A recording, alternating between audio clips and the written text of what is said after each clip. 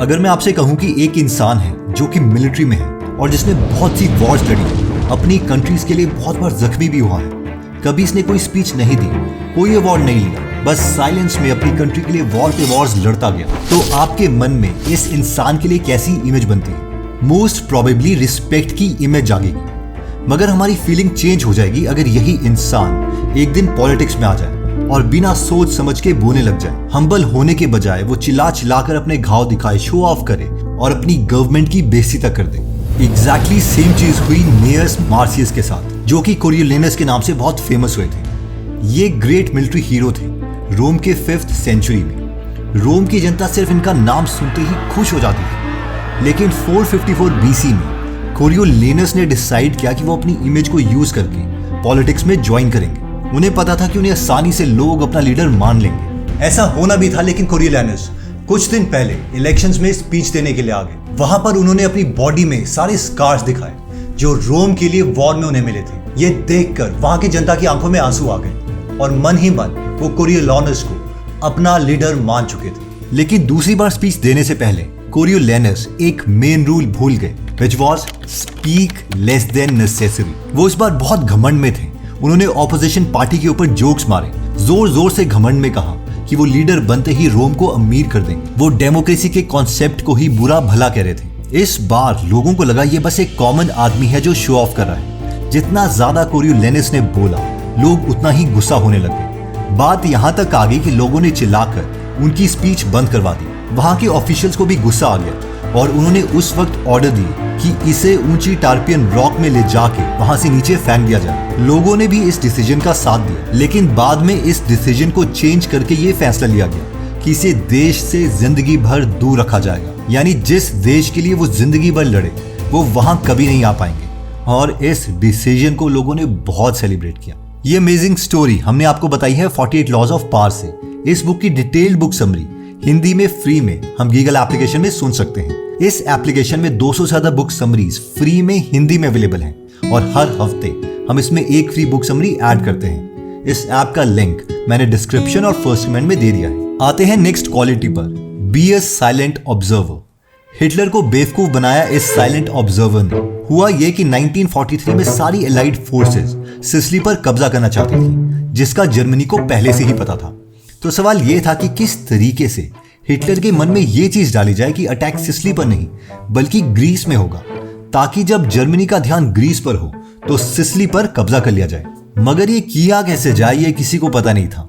Allied forces ने एक officer का नाम सजेस्ट किया जो कि एक बहुत ही साइलेंट ऑब्जर्वर था और वो ही इस काम को अंजाम दे सकता था। इस इंसान का नाम था lieutenant commander Ewen Montagu. Montagu ने इस मिशन का नाम दिया ऑपरेशन मिन्समीट। इन्होंने अपने मास्टर प्लान में एक बेघर इंसान की डेड बॉडी ली जिसकी निमोनिया से डेथ हुई थी। इस इंसान को एक झूठा नाम दिया गया, मेजर विलियम मार्टिन। प्लान ये था कि इस डेड बॉडी के साथ झूठे डॉक्यूमेंट्स डाले जाएंगे और किसी तरह इस डेड बॉडी को जर्मनी के ऑफिसर्स तक पहुंचाया जाएगा। अब ये दिखाने के लिए कि ये डेड बॉडी किसी आम इंसान की नहीं बट एक्चुअल में एक मेजर की है, तो इस बॉडी में झूठे डॉक्यूमेंट्स डाले गए।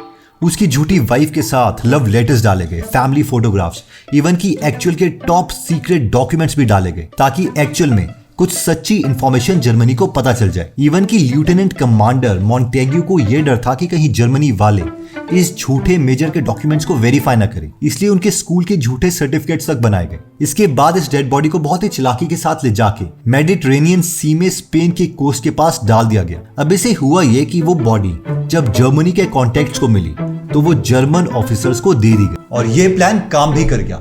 हिटलर कन्विंस हो गया कि एलाइड फोर्सेस सिसिली में नहीं बल्कि ग्रीस में अटैक करेगी। उसने अपने ट्रूप्स को ऑर्डर दिए कि उनमें से मैक्सिमम लोग ग्रीस में शिफ्ट हो जाएं। एलाइड फोर्सेस ने 10 जुलाई 1943 को एक ऑपरेशन लॉन्च किया जिसका नाम था ऑपरेशन हस्की। इस ऑपरेशन में उन्होंने सिसिली पर कब्जा कर लिया क्योंकि ऑलमोस्ट सारी जर्मन फोर्सेस ग्रीस को बचाने में चली गई थी। इस ऑपरेशन का maximum credit lieutenant commander Ewen Montagu की एक्सट्रीम ऑब्जर्वेशन स्किल्स को दिया गया। साइलेंट लोगों की नेक्स्ट क्वालिटी आती है speak through actions and not through words. ये आतिफ असलम का फर्स्ट ऑडिशन है जिससे जस्ट पहले ये एंकर इनका सॉर्ट ऑफ मजाक उड़ा रहा है और बार बार कह रहा है कि बस 2 लाइंस गा के सुना दो अपने भाई के लिए जो कनाडा में है। जल्दी से आना और चीजें लेके आना, जल्दी से वापस आना और ज्यादा देर नहीं लगाना। जल्दी से वापस आना दादा, इसको जरा थोड़ा सा गा के सुनाए। काफी बार मना करने पर भी वो बार बार आतिफ को ये कहता रहता है। इन शॉर्ट वो आतिफ को सीरियसली ले ही नहीं रहा। उसके लिए वो बस एक और लड़का है जो ऑडिशन देने आया है। फाइनली आतिफ ये 2 लाइंस उनके लिए गा देते हैं। जल्दी से आ जा तू चीज़ें लेके। ठीक है, खुश। पर द पॉइंट हियर इज कि उन्होंने शो ऑफ नहीं किया, ऑल्दो उन्हें अपनी स्किल्स के बारे में पता था। सो लर्निंग हियर इज कि speak through your actions and not through your words. Next quality कहती है think for others but also think for yourself. इस साइंटिस्ट ने थोड़ा ज्यादा ही बोल दिया, जिसकी वजह से इनका करियर ऑलमोस्ट खत्म हो गया। ये स्टोरी है the not so famous scientist Rosalind Franklin की। जुलाई 15, 1920 में रोजलिंड फ्रैंकलिन का जन्म लंदन, इंग्लैंड में हुआ। 1941 में न्यूमैन कॉलेज कैम्ब्रिज से फ्रैंकलिन ने अपनी बैचलर्स कंप्लीट की और फिर वर्ल्ड वॉर 2 के दौरान कुछ टाइम के लिए अपनी पढ़ाई छोड़ के वो वॉर एफर्ट्स के लिए काम करने लग गई। वॉर के बाद उन्होंने दोबारा से पढ़ाई शुरू कर दी और 1945 में उन्होंने अपनी पीएचडी कंप्लीट करी। रोजलिंड बहुत ही इंटेलेक्चुअल साइंटिस्ट थी। 1950 में इन्होंने एक बहुत ही रिमार्केबल डिस्कवरी की। किंग्स लंदन कॉलेज में उन्होंने डीएनए लेक्चर्स के बारे में पता किया। उस वक्त एक नई टेक्नोलॉजी निकली थी जिसका नाम था एक्सरे क्रिस्टलोग्राफी, जिसकी मदद से उन्होंने काफी सारे डीएनए फाइबर्स की इमेज ली और इसमें से एक इमेज बहुत ही फेमस हुई और इस फोटोग्राफ का नाम था फोटोग्राफ 51। फ्रैंकलिन को पता चल गया था कि ये डिस्कवरी उन्हें नोबेल प्राइज तक जितवा सकती, लेकिन उन्होंने एक गलती कर दी और ये गलती थी कि उन्होंने अपने कलीग को इस डिस्कवरी के बारे में बता दिया। इस कलीग का नाम था मॉरिस विल्किंस। अब मॉरिस ने फोटोग्राफ 51 छुपके से 2 साइंटिस्ट को दे दी और ये 2 साइंटिस्ट थे जेम्स वॉटसन और फ्रांसिस क्रिक। अब दोनों जेम्स वॉटसन और फ्रांसिस क्रिक ने इस फोटोग्राफ को देख के डबल हेलिक्स स्ट्रक्चर को पब्लिश कर दिया। जब तक फ्रैंकलिन ने अपना पेपर पब्लिश किया तब तक देर हो चुकी थी और सारा क्रेडिट इन 2 साइंटिस्ट को मिल गया और 1962 का नोबेल प्राइज फ्रैंकलिन को मिलने के बजाय जेम्स और फ्रांसिस को मिला। इतना ही नहीं, इस हेलिक्स स्ट्रक्चर को पता करने के लिए फ्रैंकलिन ने एक्सरेज को यूज करके बहुत सी फोटोग्राफ्स ली थी और इन रेडिएशंस की वजह से उन्हें ओवेरियन कैंसर भी हो गया और 37 साल की उम्र में इनकी डेथ हो गई। अभी 1 महीने पहले ही नए डेटा से प्रूव हुआ है कि फ्रैंकलिन की भी उस डिस्कवरी में कंट्रीब्यूशन थी, लेकिन अब क्या फायदा, बंदा तो मर गया। अब उसकी रिसर्च को एक्नॉलेज करने का क्या फायदा। In short the moral of the story is कि speak less than necessary. Next quality आती है कि it creates a sense of mystery and increases perceived value. Instagram में इस इंसान ने सिर्फ 133 पोस्ट डाली है और इनके 12 मिलियन इंस्टाग्राम फॉलोअर्स हैं और इस इंसान को आज तक कोई नहीं जानता। अगर ये पोस्ट डालता है कि इसकी डिजाइन की हुई ब्रिस्टल की ये टी शर्ट सिर्फ 5 दुकानों में ही मिलेगी, तो लोग दुकान खोलने से पहले ही वहां पर लाइन में लग जाते हैं। पर सवाल ये है कि ये है कौन और ये इतना फेमस हुआ कैसे। इसने खुद को एक स्यूडो नेम यानी एक झूठा नाम दिया है, बेंस्की। 1990 में बेंस्की ने इंग्लैंड में ब्रिस्टल में दीवारों पर ग्राफिटी बनाना स्टार्ट किया। कई लोगों को इस पर बहुत गुस्सा आया कि ये पब्लिक प्रॉपर्टीज को खराब कर रहा है, लेकिन कई लोगों को उसका काम पसंद आया।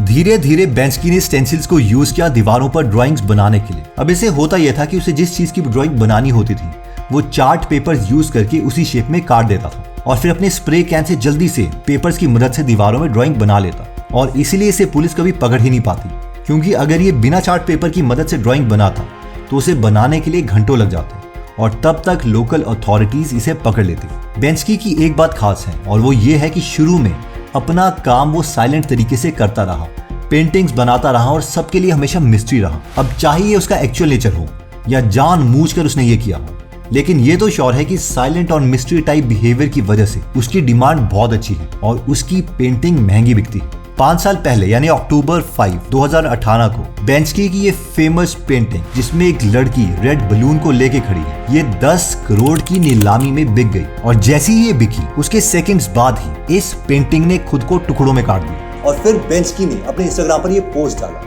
Going gone. और इस इंसिडेंट के बाद बेंस्की की पेंटिंग की वैल्यू और भी बढ़ गई। बहुत लोगों का मानना है कि अभी अगर बेंस्की सबके सामने आ जाए तो वो मिस्ट्री फैक्टर खत्म हो जाए और उसके आर्टवर्क के लिए लोग कम पैसे पे करेंगे। और ये एनालॉजी हम साइलेंट रहने वाले लोगों के साथ कनेक्ट कर सकते हैं कि silence creates a sense of mystery. ज्यादा बोलने वाले लोग एंटरटेन तो करते हैं पर ज्यादा इन लोगों को कोई सीरियस नहीं लेता। नेक्स्ट क्वालिटी कहती है कि don't fight, play with your silence. 1502 में इटली में एक बहुत ही महंगा बड़ा सा मार्बल का पीस लाया गया जिससे एक सुंदर स्टैचू बनाना था, लेकिन कुछ नौसिखियों ने उसमें एक छेद कर दिया। अब हुआ ये कि उस टाइम के फ्लोरेंस के मेयर सोडेरिनी ने सोचा कि वो लियोनार्डो दा विंची को कन्विंस करेंगे इसका एक स्टैचू बनाने के लिए, लेकिन बहुत से लोगों का मानना था कि अब इस स्टैचू का कुछ नहीं किया जा सकता। ये बहुत ही महंगा स्टोन था, इसलिए लोगों ने रेकमेंड किया कि एक बार इसे द ग्रेट माइकल एंजेलो को दिखाया जाए। माइकल एंजेलो वहां आए और उन्होंने कहा कि हाँ, मैं इसका एक अच्छा स्टैचू बना सकता हूं। माइकल एंजेलो ने इस पर काम करना स्टार्ट कर दिया। हफ्तों के बाद जब माइकल एंजेलो ने अपना काम खत्म किया तो फिर सोडेरिनी को वहां बुलाया गया कि आप आओ और देखो कि ये कैसा बना है। सोडेरिनी ने स्टैचू को देखा और कहा कि ये तो बहुत ही अच्छा काम किया है, पर मुझे इसका नाक थोड़ा बड़ा लग रहा है। माइकल एंजेलो जानते थे कि जहां से सोडेरिनी स्टैचू को देख रहे हैं वो एक ठीक एंगल नहीं है, लेकिन वो ये भी जानते थे कि सोडेरिनी एक पावरफुल इंसान है पॉलिटिक्स में, इसलिए उनसे बहस करना अच्छा नहीं है। उन्होंने कहा, मेयर आप ठीक कह रहे हैं, मैं अभी इसका नाक ठीक कर देता हूँ। उन्होंने अपना हथौड़ा लिया और प्रिटेंड करने लग गए कि वो स्टैचू का नाक ठीक कर रहे हैं, लेकिन वो एक्चुअल में कुछ नहीं कर रहे थे। बाद में सोडेरिनी को उन्होंने कहा कि सर देखिए, क्या अब इसका नाक परफेक्ट है?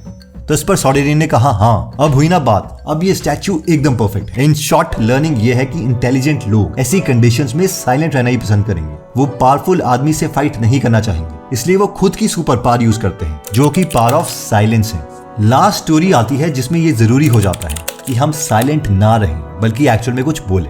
विक्टर लस्टिग नाम का एक कॉन आर्टिस्ट था। वो लोगों को एक झूठा बॉक्स भेज देता ये बोल के कि ये नोट छापने की मशीन है। इससे इस इंसान ने बहुत पैसे कमाए।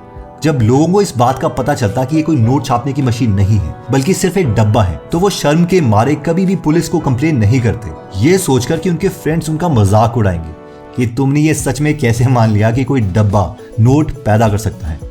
लेकिन लस्टिग ने यह डब्बा रिचर्ड नाम के एक पुलिसमैन को 1 लाख रुपए में बेच दिया। जब रिचर्ड को सच्चाई का पता चला तो उसे बहुत गुस्सा आया। उसने लस्टिग की लोकेशन का पता कर दिया कि लस्टिग शिकागो के एक होटल रूम में रह रहा है। लस्टिग ने जब अपने कमरे में सुना कि कोई दरवाजा खटखटा रहा है तो उसने वो दरवाजा खोल दिया। दरवाजा खोलते ही दूसरी तरफ से कोई गन लेके खड़ा था और वो रिचर्ड था। रिचर्ड ने कहा, यू सन ऑफ अ, तूने मेरा बेवकूफ बनाया। इस पर लस्टिग ने साइलेंस की पावर का इस्तेमाल नहीं किया, बल्कि अपनी जान बचाने के लिए बोला, क्यों सर, क्या हुआ? रिचर्ड बोला, तुझे पता है कि क्या हुआ है? इस पर लस्टिग बोला, सर ऐसे कैसे हो सकता है? रिचर्ड बोला, तुझे पता है कि क्या हुआ है? ये मशीन काम नहीं करती है। इस पर लस्टिग बोला, सर ऐसे काम करना चाहिए, आप मुझे दिखाइए। देखिए, मैं आपके पैसे वापस कर देता हूँ, साथ में मैं आपको लिख के देता हूँ कि ये बॉक्स कैसे काम करेगा, और अगर फिर भी ये काम नहीं करेगा तो मैं आपके ऑफिस में आके इसे चला के दिखाऊंगा। लस्टिग ने छुपके से उस बॉक्स में नकली नोट डाल दिए और रिचर्ड को वो डब्बा चला के दिखाया कि उससे एक्चुअल में पैसे निकलते हैं। लस्टिग ने रिचर्ड को $100 भी दिए और कहा कि सर आप जाते जाते इसकी बियर पे लेना। लस्टिग हर रोज न्यूज़पेपर पढ़ता और फाइनली वो न्यूज छप गई जिसका उसे इंतजार था। न्यूज़पेपर में लिखा था कि एक पुलिसमैन को नौकरी से निकाल दिया गया है क्योंकि वो नकली नोट शहर में चला रहा था, और उस पुलिसमैन का नाम था रिचर्ड। दोस्तों, ये 7 क्वालिटीज हैं जो हमने इस वीडियो में डिस्कस करी हैं। अगर आप चाहें तो आप इसका स्क्रीनशॉट ले सकते हैं। आई होप ये वीडियो आपको पसंद आई होगी, और हाँ, मैंने गीगल एप्लीकेशन का लिंक डिस्क्रिप्शन और फर्स्ट कमेंट में दे दिया है। जय हिंद।